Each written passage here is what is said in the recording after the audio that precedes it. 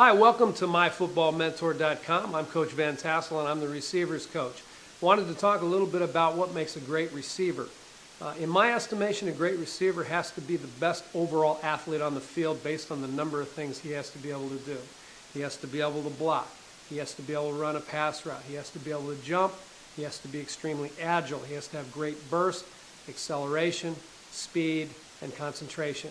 Put all those together and you're talking about a really, really good athlete overall.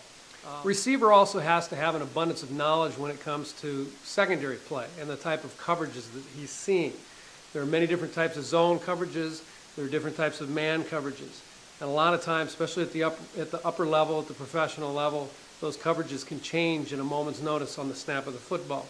So a receiver has to be able to notice that, and he has to be able to adjust his route and how he attacks the defensive back based upon that change in coverage. He also has to understand zone coverages and where the holes are in those zones, because the receiver needs to be able to settle down in those holes. He doesn't want to run from one man to the other. There are gaps in those zones, and the receiver has to be knowledgeable about where all those holes are so he can settle in those zones to make the catch.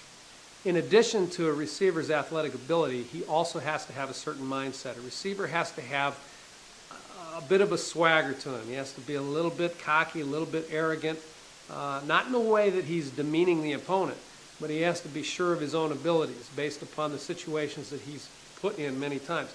A lot of times he's running around across the middle of the field. He's being converged on by many defensive backs. There are a lot of big collisions that can happen, so you have to be very sure of yourself. You have to have that swagger. You have to be confident. So when I'm teaching receivers, I make sure that they understand it's okay to have a little bit of swagger. Know that when you come up to the line of scrimmage against that defensive back, you know that you're better than he is.